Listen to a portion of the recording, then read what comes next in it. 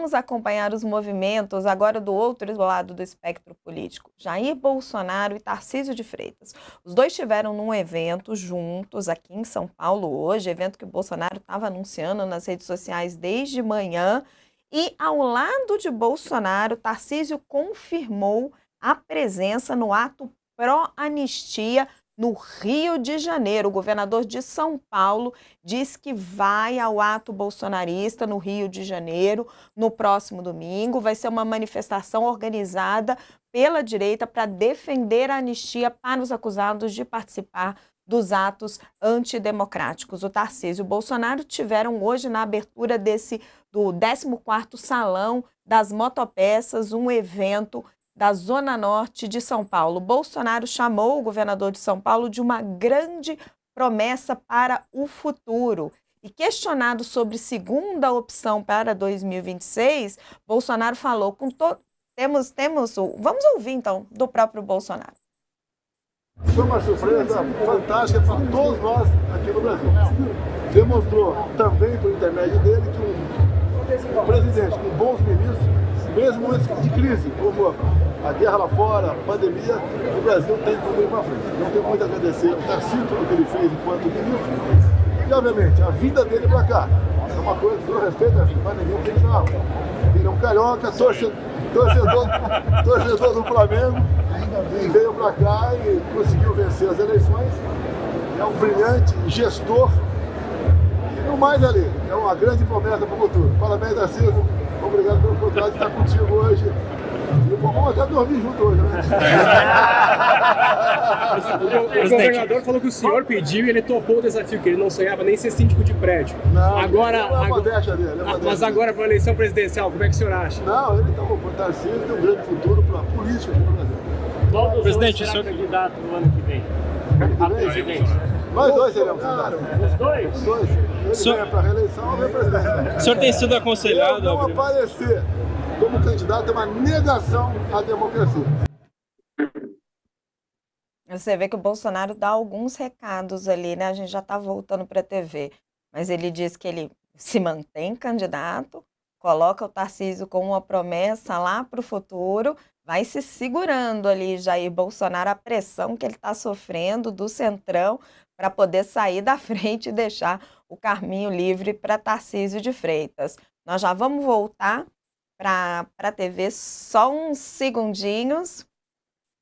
UOL News de volta do intervalo aqui no canal UOL. E o nosso assunto agora é Jair Bolsonaro e Tarcísio de Freitas. Os dois estiveram juntos no salão de motopeças aqui em São Paulo e Tarcísio confirmou seu apoio, sua presença no ato pró-anistia no Rio de Janeiro, um ato que está sendo planejado pela oposição já faz algum tempo para pedir anistia para os condenados pelo 8 de janeiro. E também, claro, anistia a Jair Bolsonaro. Essa hoje é a grande bandeira da direita. E Bolsonaro se referiu a Tarcísio como uma promessa para o futuro. Diz que ele se mantém candidato e que o governador deve ser candidato à reeleição. Andressa, como é que você enxerga esse posicionamento do Tarcísio? Ele já teve em vários outros eventos ali apoiando Jair Bolsonaro, mas ele está cada vez ali mais colado no Bolsonaro, ao mesmo tempo em que setores do Centrão pressionam Bolsonaro a sair da frente em prol de uma candidatura do Tarcísio à presidência. Não tem a menor chance do Bolsonaro, nesse momento, dizer que não é candidato, porque aí só vão servir café frio para ele, né? Ele precisa ocupar esse espaço político, porque ele está lá em vias de ser preso, todo mundo sabe, né? Não vai ser surpresa para ninguém. O Alexandre de Moraes, em algum momento, vai pedir a prisão do Bolsonaro, ou o próprio Supremo Tribunal Federal vai caminhar as investigações, ali, os inquéritos para esse curso. Então, ele está ocupando esse espaço enquanto ele pode, ele vai esticar essa corda.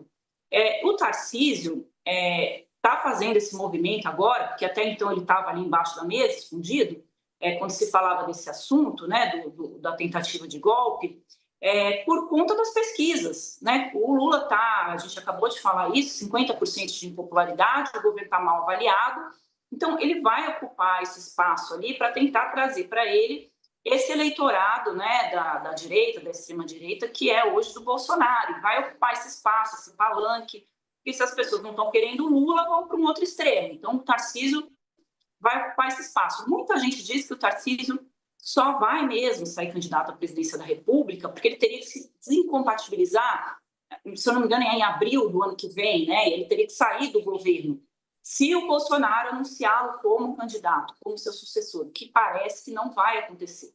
Então, não seria interessante para o Tarcísio, que é um cara jovem, que está fazendo um governo lá em São Paulo, que está chamando ali a atenção, está ocupando um espaço politicamente importante, afinal é o governo de São Paulo, né, o maior estado do país, se licenciar para poder ir para uma eleição muito incerta.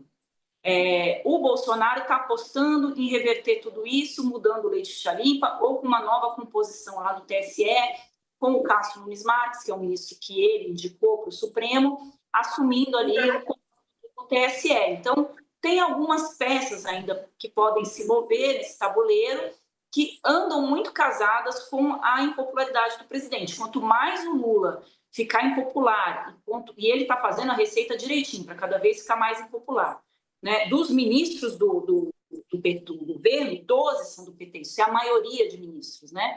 Então, quanto mais o Lula der declarações ou não enfrentar qual é o principal problema do país hoje, a questão da inflação dos alimentos, e onde é que o presidente Lula vai estar agora nas 2 últimas semanas do mês? Lá no Japão, com o Alcolumbre, com o Hugo Mota, né? Vai de novo começar a fazer viagens para fora do país, sendo que o que está todo mundo clamando é: Lula, viaja o país, você é uma liderança e você precisa falar com o povo, porque você tem um eleitorado ainda muito grande. Então, todos esses movimentos que a gente está vendo aí, isso é importante o Tarcísio se manifestar, porque o Tarcísio, para concluir aqui, era uma presença frequente no Palácio da Alvorada, naquelas lives do Bolsonaro. Foi só por isso que ele se elegeu em São Paulo, ninguém conhecia o Tarcísio é um técnico, não é um cara da política. E o que ele estava fazendo quando estava se discutindo o golpe lá dentro do Alvorada? Ele ficava lá no quarto, fechava a porta, ia no banheiro? Então, assim, acho que é muito importante que ele explique também, se ele nunca ouviu nada desse planejamento de golpe, onde é que ele estava? É uma pergunta que, para mim, não está muito clara, não. Então, ele foi chamado como testemunha, né, do Jair Bolsonaro. Eu fui conversar com pessoas naquele dia que ele foi chamar com testemunha, o pessoal ali do entorno dele.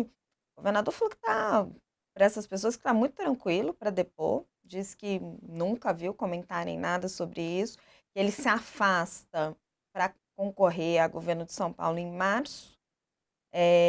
Daí, depois da eleição, ele tem 2 encontros com Jair Bolsonaro, um em novembro, outro em dezembro. Foi ali fazer uma visita. O Bolsonaro estava bem depressivo naquela época e estava com aquela erisipela, vocês lembram disso? E foi lá para tentar animar o amigo, nas palavras dele, para essas pessoas, e que em nenhum momento Bolsonaro teria falado de golpe. Aí dizem os aliados que é esse o relato que ele vai trazer. Agora, Coxo, como é que você avalia esse posicionamento do Tarcísio pró-anistia? A gente vai lembrar que Ciro Nogueira deu uma entrevista recente para a Globo News dizendo que o candidato da direita que for o escolhido, já que Bolsonaro muito provavelmente vai continuar inelegível, ele pode ter essa esperança, mas isso não deve ser revertido, tem que se comprometer com a anistia a Jair Bolsonaro. Você acha que o Tarcísio estaria disposto a chegar nesse ponto? Eu acho que sim. O Tarcísio é o governador mais bolsonarista do país. Eu acho que ele é mais bolsonarista do que o Eduardo e o Flávio Bolsonaro juntos. Ele está se ligando cada vez mais ao Bolsonaro, umbilicalmente, né? E é um problema esse para ele, se ele concorrer à presidência, porque ele precisa ampliar esse eleitorado do Bolsonaro. O que se procura é um bolsonarismo mais light, se é possível isso, sem Bolsonaro. É o bolsonarismo sem Bolsonaro. O Tarcísio está fazendo o oposto, ele está se ligando cada vez mais ao Bolsonaro com essa história da anistia e toda a oportunidade que ele tem de agradar o Bolsonaro, como agora, de ir para o Rio nessa manifestação de domingo, né? Dia 16, pela anistia. Então, ele também, assim como o PT e o presidente Lula estão numa encruzilhada, ele também está. Porque, no fundo, o que os dois lados querem é abocanhar um pedaço do centrão, né? Que, para não variar, vai continuar mandando no Congresso Nacional, ganhe quem ganhar. Isso não há a menor dúvida, né? E a direita brasileira está procurando, a direita clássica, ou a direita que não é extremista, está procurando esse candidato do bolsonarismo sem Bolsonaro. No caso do Tarcísio, ele só tem chances ligado ao Bolsonaro. E, ao mesmo tempo, ele tem dificuldades para crescer no eleitorado de tão ligado ao Bolsonaro que ele é. Agora, Andressa, para a gente fechar esse tema, você não sentiu uma inflexão? Porque, assim, na campanha para a Prefeitura de São Paulo, o Tarcísio se destacou no momento em que ele apoiou Ricardo Nunes e Bolsonaro ficou ali no meio do caminho, né? Não sabia se ia de Pablo Marçal, se ia de Ricardo Nunes, e ele foi de Ricardo Nunes, se juntou ali com um centrão, meio que deu uma descolada desse padrinho político. E agora, nesses movimentos mais recentes, que quando o Bolsonaro está mais no corner, mais acuado pelo Supremo Tribunal Federal, com a denúncia de Paulo Gonet, ele vai e cola a sua imagem na de Jair Bolsonaro para defender Bolsonaro. É na espera de um aval de Bolsonaro para que ele seja candidato? Qual que é o sentido desse movimento na sua avaliação? Porque tem um movimento claro aí. Isso é pesquisa, né? A impopularidade do Lula. Eles estão vendo que há um caminho aí para tentar ocupar um espaço que não está sendo ocupado pelo governo. É claro que a gente, desde o Instituto da Reeleição no Brasil, o único presidente que não foi reeleito foi o Bolsonaro, e por muito pouco ele não foi reeleito. A votação foi ali, né, pau a pau, como se diz assim popularmente. Então, e com tudo que aconteceu no governo Bolsonaro, que a gente acompanhou. Então, o Lula não vai ser reeleito? Muito difícil. Ele tem a máquina na mão, ele está fazendo medidas ali mais populistas para poder tentar recuperar esse eleitorado que ele perdeu, mas todo mundo trabalha com pesquisa, como você bem sabe, né, Raquel? Não tem um político que dê um passo sem uma pesquisa nas mãos. Então, na minha avaliação, pelo que eu tenho conversado aqui em Brasília, esses movimentos que a gente vai ver com mais frequência agora, como a gente viu o Zema, né, batendo de frente com o Lula no palanque, né, maior torta de climão ali em Minas Gerais, falando, né, comparando as duas equipes, a gente vai ver, a gente tem o Ratinho Júnior lá no Paraná, que também está colocando ali, né, se colocando ali nesse cenário, né, como um eventual candidato à presidência. O Ratinho Júnior ainda não é um nome conhecido nacionalmente, mas o pai dele né, o apresentador Ratinho. O apresentador Ratinho tem rádios, né, espalhadas aí por tudo quanto é canto do Brasil, e está comprando cada vez mais rádios, segundo minhas apurações, e a gente sabe a força que a rádio tem, principalmente em cidades menores do país, né? Quem mora aí, né, em São Paulo, em Brasília, nas capitais, não tem muita noção disso. Acho que as pessoas só ouvem podcast, não ouvem mais rádio, mas a rádio, inclusive a Voz do Brasil, tem muita influência ainda em muitas cidades. Então, cada um começou a se posicionar num jogo que eles entendem que dá para ser jogado, não é um jogo ganho aí pelo Lula. Então, o presidente Lula e o PT, eles vão ter que fazer um movimento importante aí para tentar resgatar. O Couto falou do PP, né, que o PP é o único partido que eles não aceitam, eles consideram que é extrema esquerda, direita, né, conta da posição do Ciro Nogueira, que sempre foi muito crítica, né, ao Lula, e lá no Piauí, que é um estado que sempre elegeu o Lula majoritariamente, começa também a ter, por conta da questão dos alimentos, uma balançada ali na popularidade do Lula. Não significa que ele tenha ali perdido muitos votos, porque é um estado, né, bastante que vota no PT tradicionalmente, mas já começou a mexer. Então, todos esses movimentos da política têm muita relação com a pesquisa, não tem outra explicação para esses movimentos do Tarcísio. Eles estão fazendo isso, a gente vai ver cada vez mais. A direita tem mais nomes hoje que a esquerda, porque a esquerda está toda concentrada no Lula, tanto é que já tem um movimento no PT para que o Lula não seja candidato, né, para que se comece a trabalhar o Haddad, algum outro nome que tenha, porque as pesquisas estão mostrando também que o eleitor vai buscar um candidato mais jovem também. A gente tem visto aí expoentes aí da juventude bastante ocupando espaço, Nicolas lá em Minas Gerais, tem a Tabata, tem o prefeito do Recife, o João Campos. Então, assim, vão ter... O eleitorado em 2026, ele vai fazer uma escolha com outros critérios do que a gente viu até aqui, e ele considera isso, todas as pesquisas mostram que o discurso do Lula cansou. Está todo mundo cansado, ele precisa renovar esse discurso. Se alguém vai convencer o presidente Lula a renovar esse discurso, aí é a grande questão. Vamos para mais uma notícia do dia hoje. O Vou ministro... completar uma Por coisa, favor, Raquel. Couto, por favor. Não, eu só acho que a gente está centrando muito a questão na política, né? Como se 2025 não existisse, né? Nós pulamos direto de 24 para 26, o ano eleitoral. Tem toda a Eu acho razão. que foi quase 2 anos, né? E um fator que sempre é determinante nas eleições, além das pesquisas, é a economia, né? Precisamos ver como é que a economia vai se caminhar daqui até o fim do ano. Se houver mesmo essa super safra que se fala e os preços dos alimentos podem cair, nós já vimos em todas as campanhas eleitorais o sobe e desce das pesquisas, né? Elas não são definitivas 2 anos antes da eleição.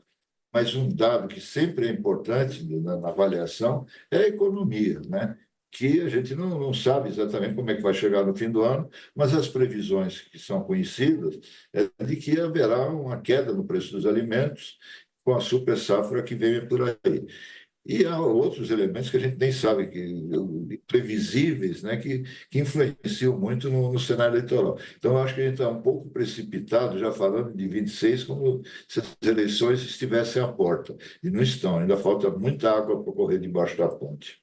E é com isso que... Mas me permita fazer um pequeno comentário em cima do seu. Não somos nós que estamos precipitados, né? É a própria política. O próprio presidente Lula já disse, né? Em Palanque, já se colocou ali como candidato. Então, 2025 é um ano preparatório para as eleições. E o governo tem tomado muitas medidas que criam despesas públicas, embora há uma necessidade defendida pelo Ministério da Fazenda de você segurar as despesas que podem impactar negativamente a economia. Essa é a preocupação do mercado, porque para você ter voto, você também precisa abrir o cofre, né, e fazer medidas aí que muitas vezes entram em atrito com o que é a economia. Então, 2025 praticamente é um ano que a gente não está vendo acontecer. Se você for olhar, o orçamento não foi aprovado, na Câmara dos Deputados não tem sequer presidente das comissões, né? Para quem não é da política, as comissões temáticas são o primeiro lugar da Câmara onde você discute os projetos, né, que vão ser votados pelo Congresso. E para isso elas precisam ser montadas, precisa ter... Cada comissão tem um grupo lá de deputados que participa. Não existem essas comissões até hoje, a gente já está em março.